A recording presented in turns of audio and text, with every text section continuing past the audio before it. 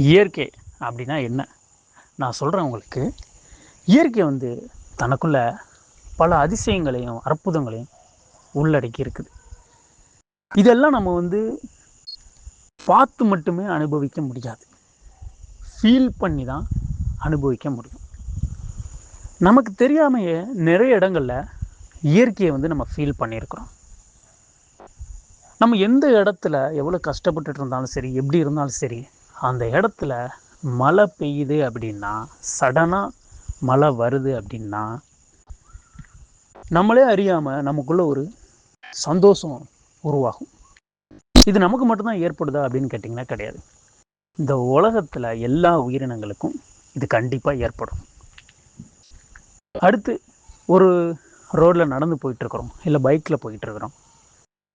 நம்ம மேலே சில்லுன்னு ஒரு காற்று அடிக்குது.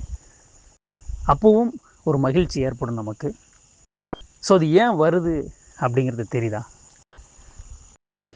நம்ம இயற்கையை நம்மளை அறியாமலே நாம் ஃபீல் பண்ணுறோம். மனிதனோட பர்பஸ் என்ன? இந்த உலகத்தில் பிறந்தது.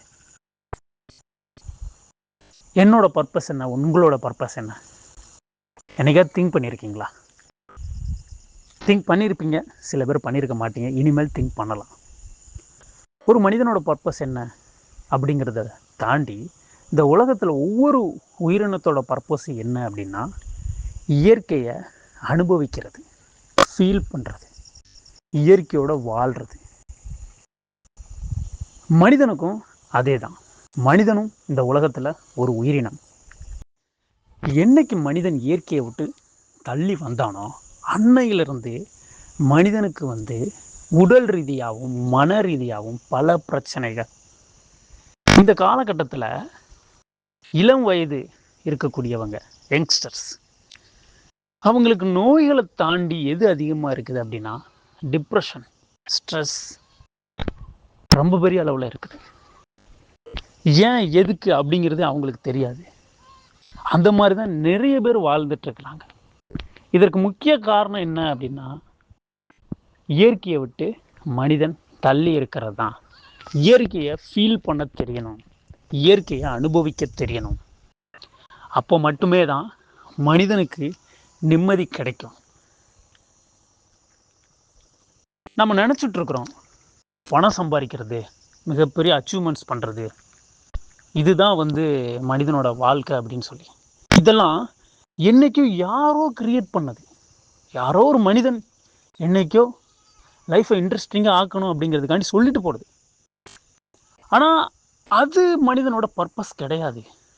யாரோ ஒருத்தர் கிரியேட் பண்ணதில் தான் வாழ்ந்துட்டுருக்குறோம் இன்னைக்கு. அன்னைக்கு அது இன்ட்ரெஸ்டிங்காக இருந்திருக்கலாம்.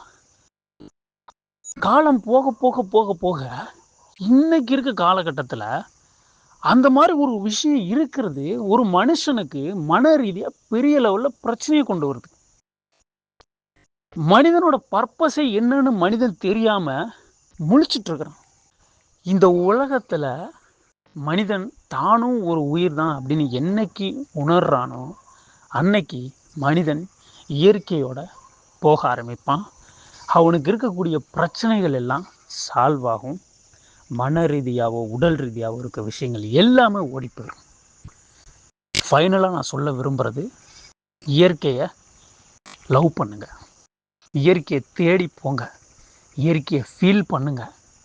இருந்த இடத்துல ஃபீல் பண்ணுறதுக்கான வாய்ப்பும் இருக்குது. நம்மளுடைய லாஸ்ட் வீடியோவில் சொல்லியிருக்கிறேன்.